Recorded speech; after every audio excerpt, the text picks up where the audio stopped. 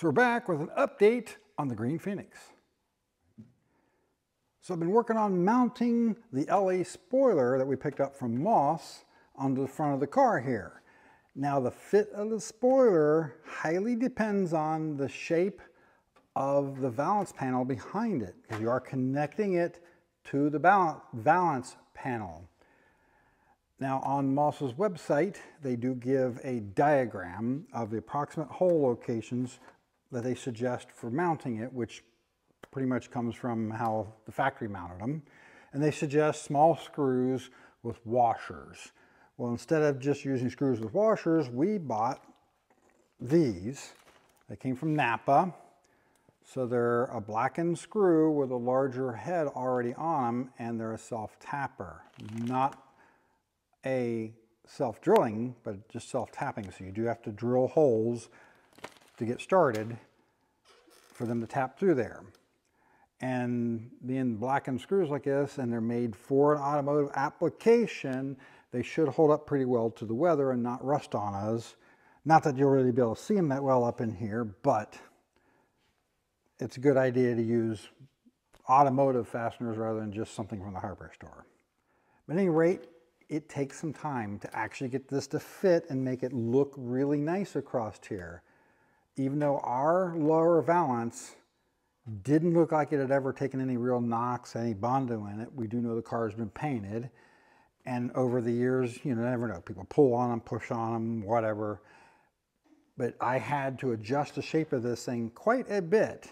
So I put it up here, clamp it in place. I got some little clamps here, squeeze clamps, and adjust things and play with it. And I ended up having to trim it around where the bumper mounts are a little bit because it wouldn't go up all the way.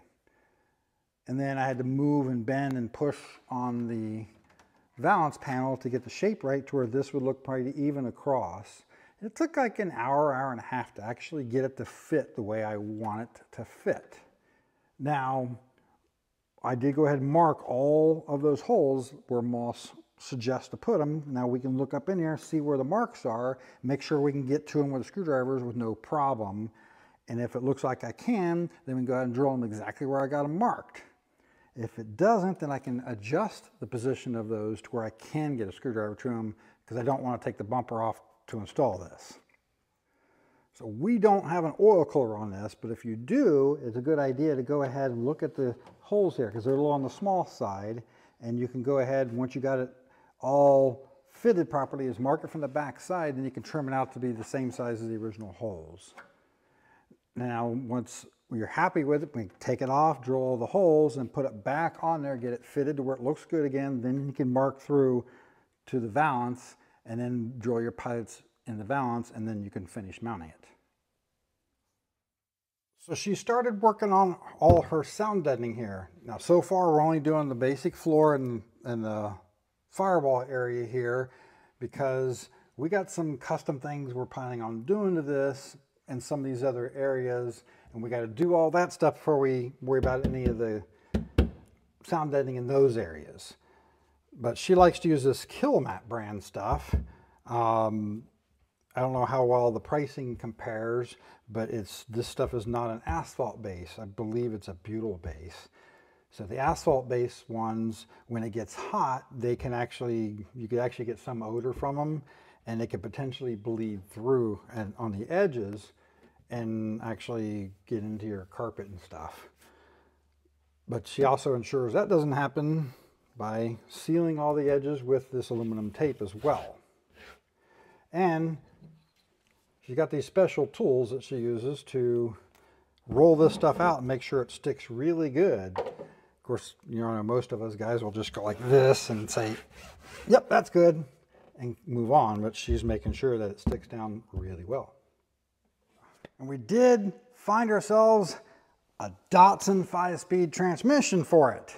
This one is from a 78 280Z.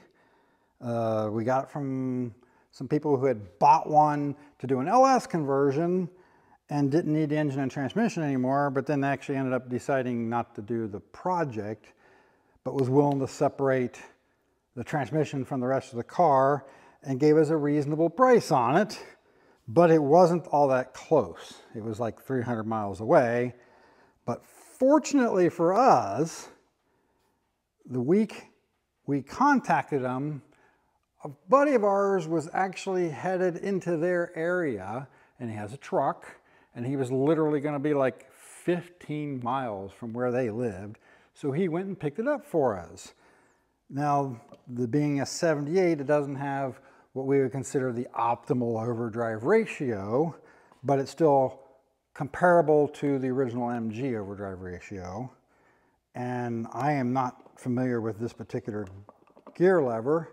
It's shaped differently than the ones I've seen before, but I do have the later gear lever. So I'm guessing this must be just a early, like 78 thing, because the 79 laters had a straighter one, and I got one of those already sitting in stock, so we'll end up using that on it instead. So at this point, this is still a bit of an unknown quantity, because all we know at this point is, yes, it does actually shift into all gears like it's supposed to, but it hasn't actually been tested yet. And the wires were broke off the backup light switch, but that's simple stuff.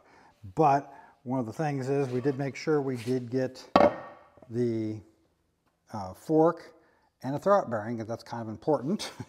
It's those things like that can nickel and dime you and cost a lot in the long run to replace if you don't already have them.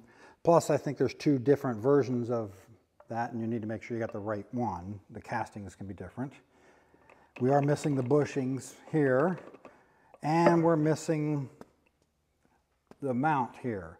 But luckily, I have one of those sitting on the shelf, but there are special bolts for these that Nissan or Datsun has, but it's easy to fake those. I've done it before. I don't have to buy the special bolts. Good. So we still got to order the kit to install it, and we're not going to be putting it in until we rebuild the engine.